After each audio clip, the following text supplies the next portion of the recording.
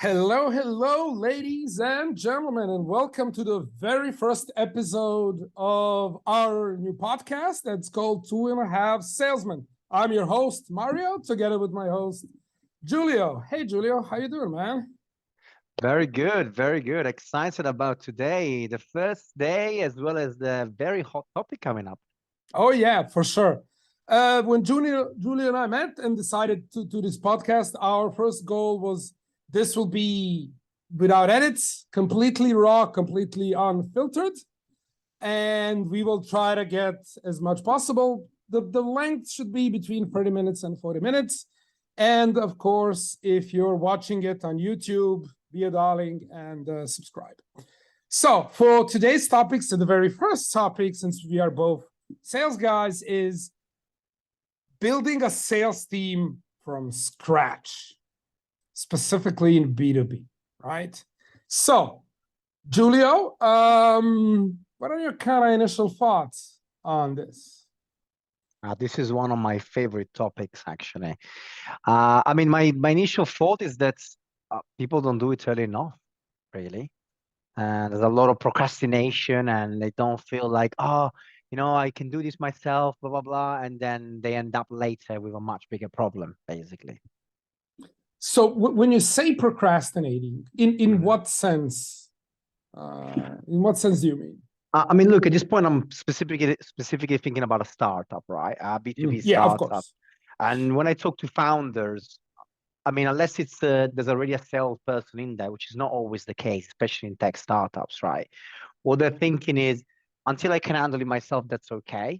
And they kind of postpone it. And then they get to the point that they haven't started building the strategy or how they're going to go about it. And then you're really in trouble, right? Because you kind of have to catch up on months because it takes a long time to build this out. That's what I Mm. meant. Mm.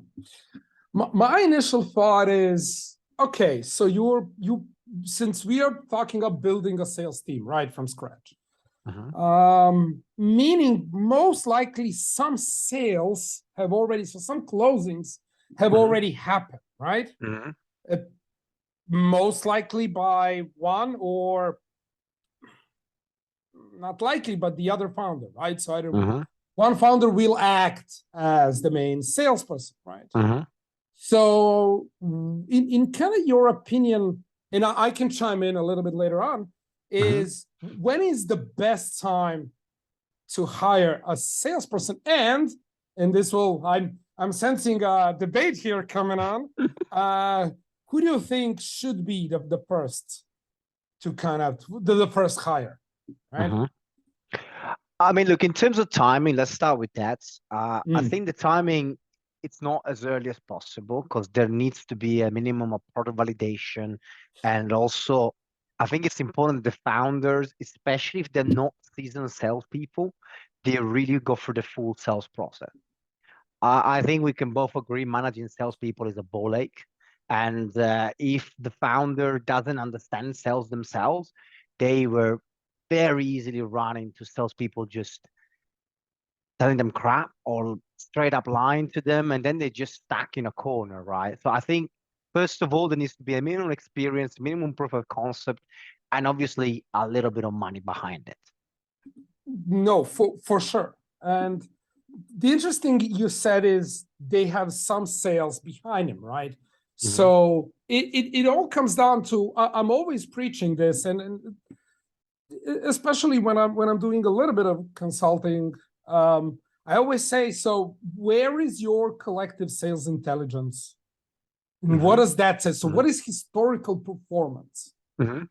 Right? So then we can go even deeper. So what is the ICP? What is the total addressable market? So out of the total addressable market, who are the people that you're actually talking to? Right? I mean, first 10 sales, I would say fairly easy. Usually will come from your network, right? The crucial part is selling to someone who has no idea who you are, where you have to both defend your credibility and sell at the same time. Absolutely. I think that the the problem that a lot of founders are running into when they don't have the salesperson in there already is that they kind of want a co-founder, right? But at the same time, they're trying to hire a VP of sales, which is, it's not the same thing, right? Like you can't expect someone to be as bought in as a co-founder when you're not really giving them so much. Okay, maybe a little bit of equity, etc., but it's not the same thing. And I think that's a crucial mistake is to try and hire for a co-founder, but not willing to give out the co-founder's ideas. And that's when you kind of get stuck into bad hire situation, essentially. This is actually an interesting thing, right? Because of course, especially in the B2B sales arena where you and I kind of play on a day-to-day basis, hiring the right people, especially the early hires, it is so crucial. So my question to you, my friend, is who do you hire first? Do you go and hire a VP of sales or head of sales, right? Or you do something else, right? Well, look, I have a bit of what I feel is an unconventional approach to this, right? In the sense that no one is going to close better than the founder, right? It's that simple. Like founders that got ridiculous close rate, right? Because they sell the product so strongly. And I had a VP of sales before they get to that same level. I mean, they'll never get to the same level, but it's going to be hard, right? To dissipate this message.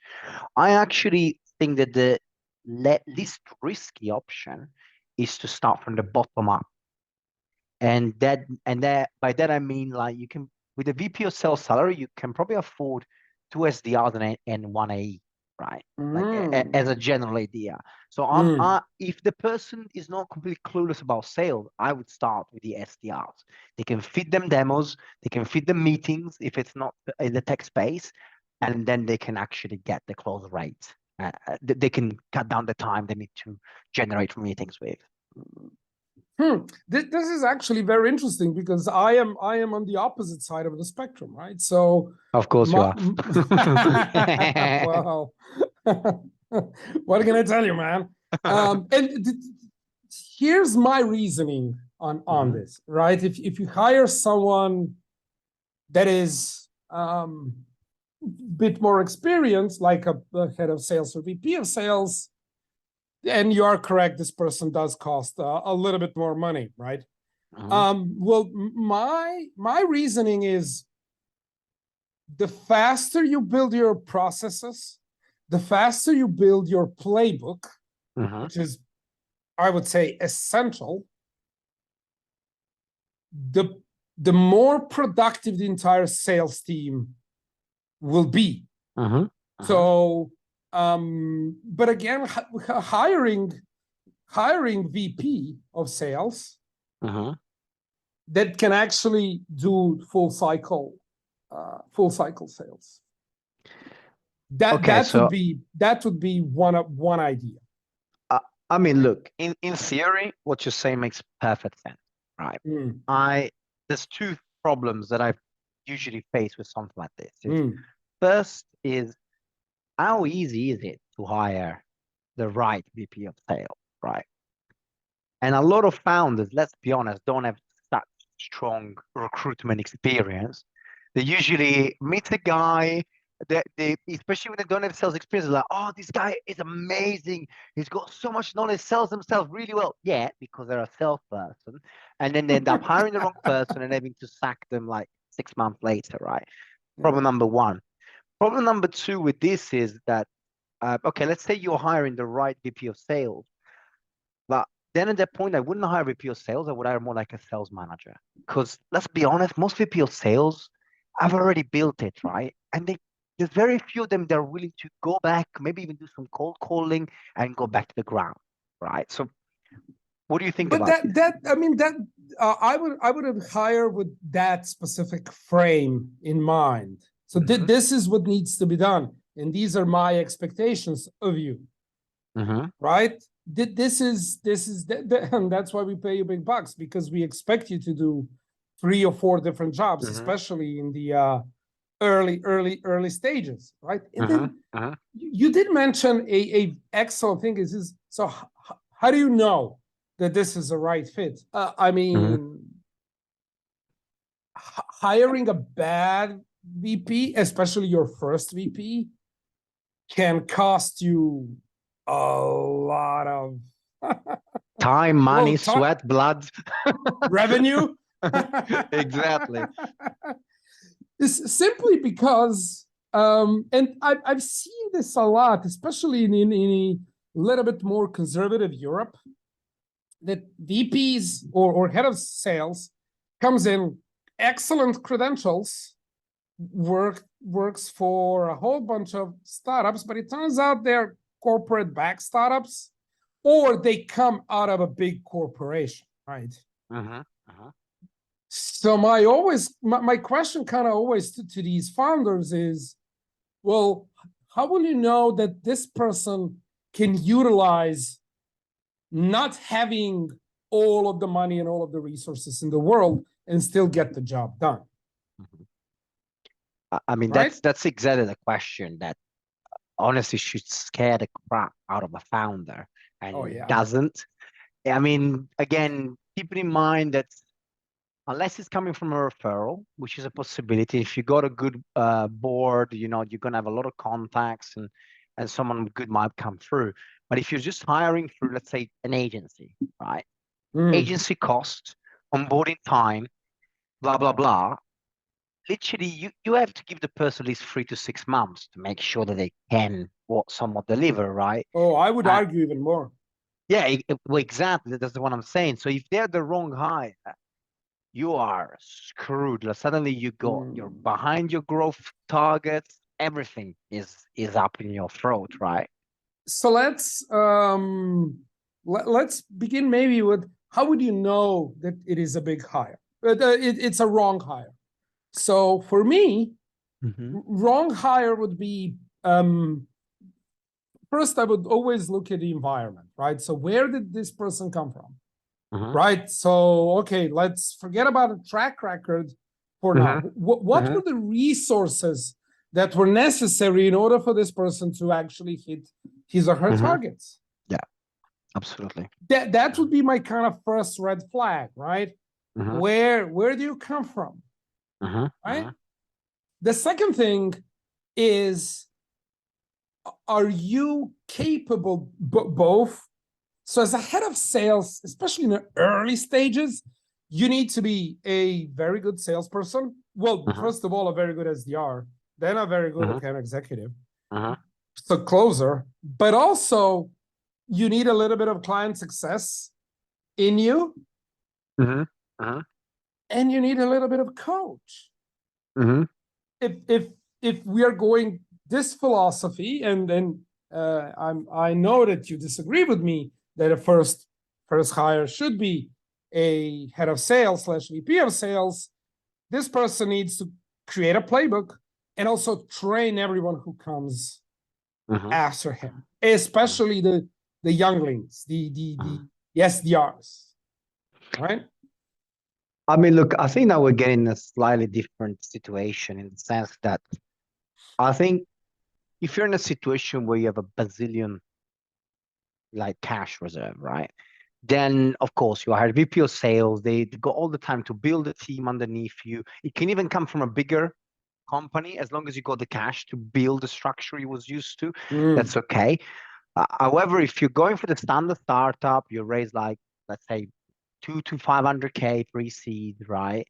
And now you gotta build everything. Then you kind of said it yourself. You need to be a great SDR, a great AE, like all these things that you're just not gonna get that very easily. And at that point, I think it's better to start building the bottom up, and maybe you use a non-executive director to help you out with the playbook, right? And then you have a much more flexible approach to it as well. All right. Let's say that we hire our head of sales, right? So we decide to go down that route. What are his or her next moves? So but we're talking about hiring the team, right? So let's put nailing the tech stack and optimizing all of the data. And because you kind of need to be sales ops as well, or just hire someone from the outside. So what are the first 2 or 3 hires that this executive has to do? I mean, look, for me, it's very simple. It's SDRs. I generally, the way I see it is, if you got a solid amount of meetings that are constantly coming in, you don't even have to sell that hard, because you can just disqualify everyone that's not perfect and just keep the better part of the pipeline in, right? And then what I see a lot is, like, you don't have enough opportunities and you're trying so hard to squeeze them in, when really what you need is more opportunity, because then you're not desperate. I mean, for me, it's pure and simple SDRs to start with. You said a fantastic thing, man. And I've been trying to teach my SDRs at Centric the same thing, and that is go for disqualification. Try to disqualify people instead of as one of my very good friends said, trying to beg for a meeting. yeah, exactly. Right? So always kind of no, I agree completely with you on this point. And the reason is, if you hire an AI, right? Again, AIs cost money. I mean, everyone costs money, but AI costs a little bit more. So if you are bringing an AI in an environment where there are no leads that he can attend to, he has nothing to do, basically you're wasting money. Yeah. Well, I mean, if you're lucky, you get one that's gonna source their own pipeline, but that's really like that's tough. I mean, these days you see it more because recession time, etc. But generally, like most AE, as soon as they get promoted, they put their feet on the desk and they're like, okay, SDR, please feed me stuff, right? That's why I'm always top of the funnel. I know. This is I when I began, I was full cycle from the get-go. Literally full cycle, and then everything was kind of split in the SDRs and account executives. And it's very easy, especially if you're an AI, very easy to get complacent, not taking care of your own pipeline, just kind of relying on SDRs, right? I think this again is very much down to the company size and the structure. Because obviously smaller companies and this goes back to the point you were making earlier, right? Look at their background when you're looking to hire them. If they come from a similar size company with similar issues, they're much more likely to be a good fit versus, I mean, I see sometimes startups hiring from big corp, and I'm like, unless this person's got all the bloody contacts that you need, it makes no sense. It's like getting someone that's a super sniper to suddenly get like a machine gun and try to do them a different job. Oh, Giulio, do you hire for industry knowledge and industry experience and industry connections? Look, I have a theory. Again, it's not very popular theory, right? But if you're buying someone from their connections, right, what they're gonna be relying on their connections, right? If you work in an extremely regulated environment and that person with those connections will open doors that you want to get access to, then I'll tell you, okay, fine, you can prioritize that. But if you buy someone that's got the skills and can just create these connections, then it's a 10 times better bet. Simple as that. People with contacts tend to rely on their contacts, and they're also, let's be honest, like with salespeople, right? The older we get, the least we like picking up the phone. It's that simple, right? The least we like prospecting. We don't want to face rejection anymore. We made it and all this crap, right? And so for that reason, I think the person that can develop the network is much more valuable than the one that has the network. That's my argument, basically. I had a fantastic experience with a big company where I was interviewing. I think it was sometime last year. I will not name them, but on paper, I had all the qualifications, right? I think I applied for the enterprise sales role. I did a lot of enterprise sales, had great results. They were kind of selling coaching and executive coaching. So for our more savvy users, they could maybe Google what is this company, but I will not name them. And I basically get disqualified by a very junior hiring manager for not having a network in Eastern Europe. But I had everything else, and I believe in coaching. I am a trained coach myself, so in the arts and science of coaching, so the ICF program, and I just get disqualified because I have not that big of a network in Eastern Europe. Well, look, with this, and I've got a strong recruitment background behind me. And there's one thing I see a lot of people on LinkedIn moaning because of requirements, etc. Right? The way I see it, when you start building your ideal candidate for a job, you start with all the requirements. So if this person disqualified you because he had a candidate, all your skills plus that network, then it's fair enough. If he's disqualified, I can agree. I can agree with that specific sentence. and that makes sense. You just go by exclusion, right? You go for the it's like the ICP. You go for the perfect customer, and then you go for someone that's got a little bit less than the perfect, etc., etc. Okay, let's go back. Kind of a step back, right? So if you hire a SDR first, who will train him? Not industry, not product, but sales. Like who trains the SDR? Look, I think at this point, if you're the founder, you're not gonna hire an entry level, right? You're gonna, and that's the advantage of it as well, that you're likely, because you're hiring SDR, you can actually pay good money to the SDR. So you might be able to take someone from the competition directly, which if you're hiring for a VP of sales, unless you're really heavily founded, there's no way in hell you're getting a competitor's VP, right? So you could you could hire two SDR. I mean, my advice actually, I never tell people to hire one SDR, you hire two. Because always something is not gonna always work, hire right? two. Always hire two. Exactly. Yeah. All right. Let's talk about one thing that kind of gets overlooked, especially when we are speaking in early stages, and that is the collaboration between the sales team and other departments. Specifically, what collaboration?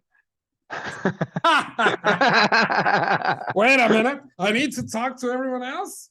What the hell? Like, I do sales. That's the only important thing in the company. What are you talking about? Mind blown, right?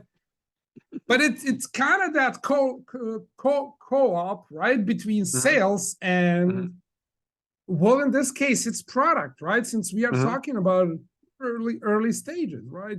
So if you were to do an interview, how would you check that this person will actually do this specific thing? I mean, look, there's a bunch of interview techniques, etc., that you can use. I personally tend to go for very simple stuff, which is just ask them to give the examples of when they apply themselves to cooperation, teamwork, etc. Unless they're really seasoned interviewers, which even salespeople that change job all the time aren't, they will have something off the top of their head. And if their example is crap, chances are they just don't have a better one in mind. If I ask you, what are the 3 hardest deals you closed? They are there instantly. You know it, right? Because that comes out immediately. Yeah, exactly. So if they're a team worker and you ask them to give a couple of examples where they put the team ahead or where they cooperate with the departments, and they're coming with something fluffy, chances are they don't really have an example. Yeah, they're kind of making them on the spot, or they rehearsed the answer. I mean, look, if they rehearse the answer, being I'm already happier, to be honest. If they're really prepared with the answer, at least they really thought about it beforehand and they realize it's something important, right? If they're not even, like, I give you an example. If I ask a salesperson for their numbers and they don't know them, I'm like, you are not a salesperson. That's the first thing that everyone knows, right? Oh, It's red like flag, their red number. flag. Actually, not their numbers. Their numbers inflated by a good 30%.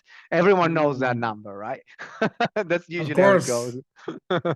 of course. Okay, so one of the cool things that, especially when I do a little bit of coaching, is measuring performance, right? Hmm. Especially in a young sales team. This is kind of a it's crucial all across the board, but kind of in the very early stage, like very early life cycle of a sales team, Hmm. having the right metrics. So maybe we kind of open the door. I know you are a huge top of the funnel buff and a fan of SDRs, Hmm. love for the SDRs. Hmm. So what would be one or two metrics that, let's say, someone who's just joining the sales team as an Hmm. SDR Hmm. should really focus on? Hmm. I And and love and this. I do have a correct answer.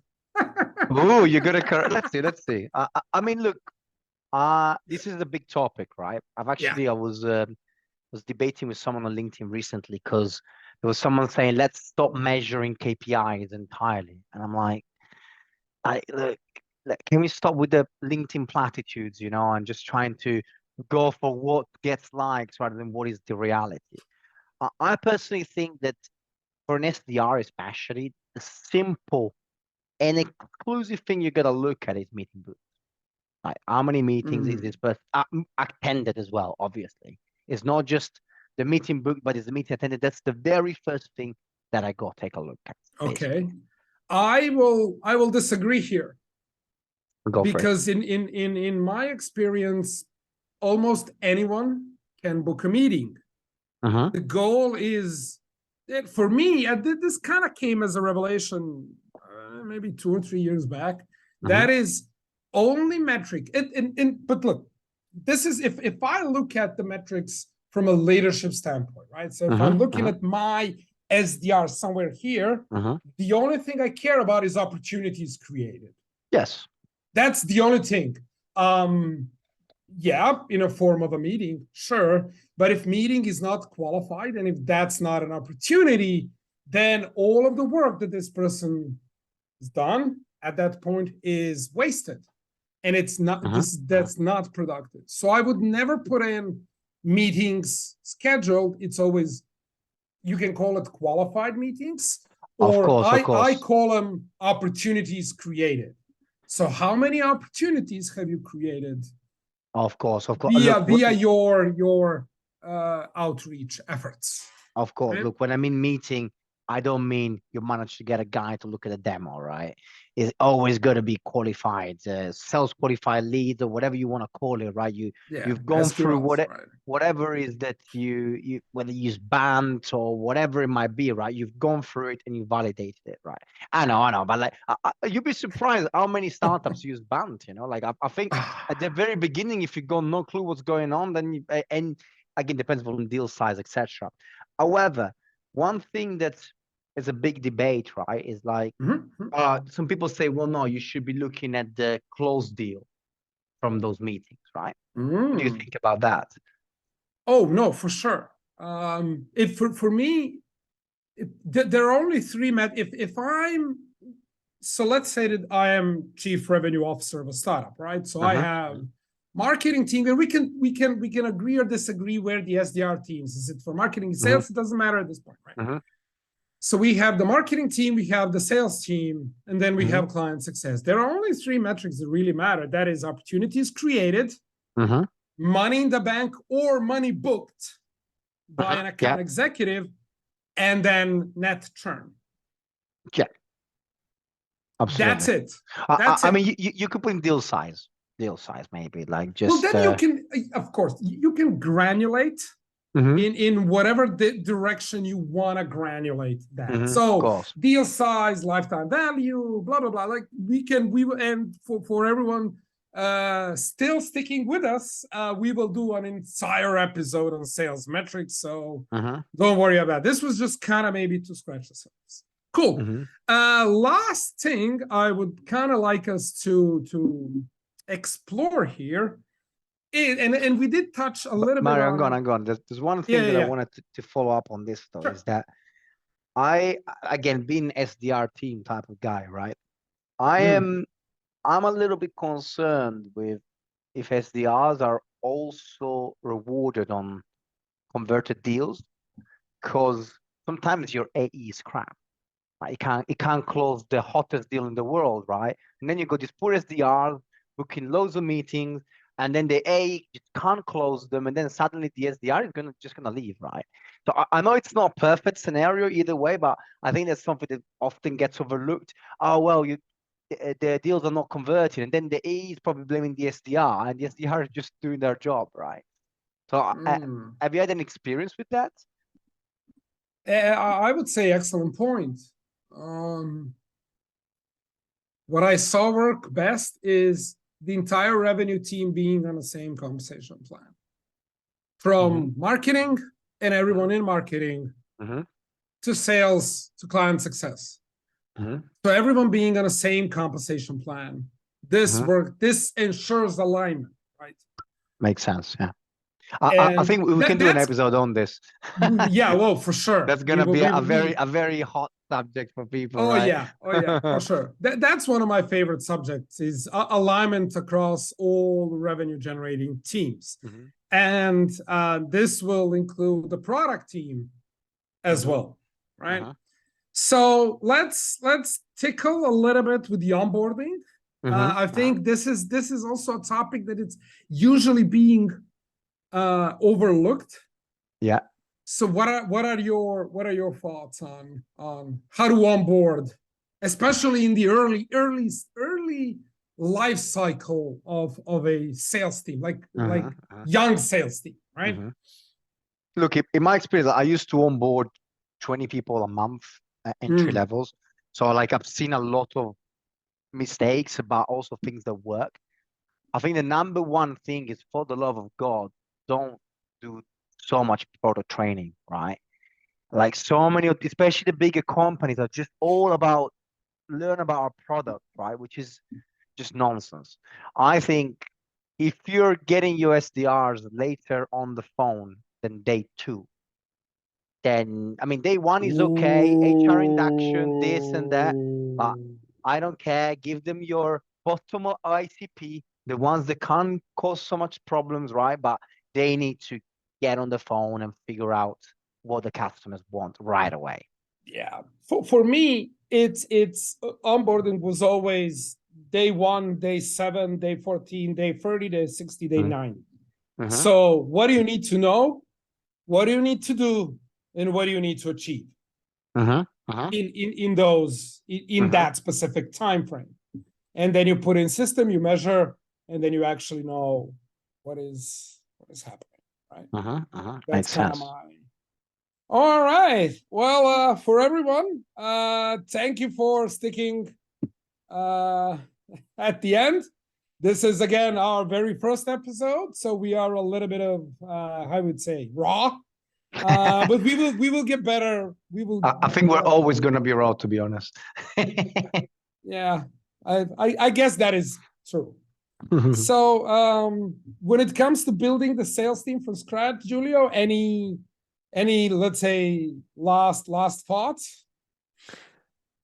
I mean, generally speaking, it's a matter of practicing and learning, right?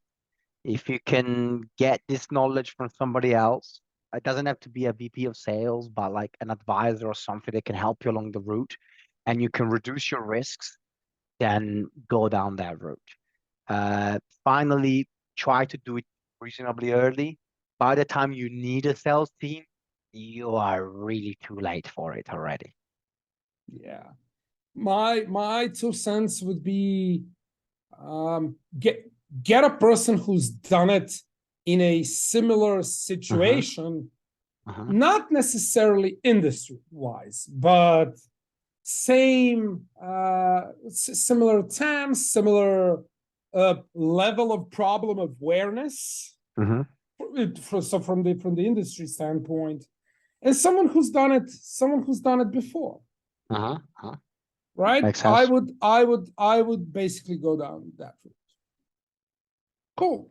All right. So, ladies and gentlemen, thank you so much for sticking with us. As always, as always, this is our this is our first episode, and I'm Love it, already love it. like we did this before. Well, if you're new, please, and you are new, so please click on subscribe. It will mean a lot of us, and expect to see a lot more where this came from. And as always, your comments are welcome, and we will try to be better as every episode progresses. Thank you very much, and take care. Thank you, Mario. Ciao, ciao. Ciao.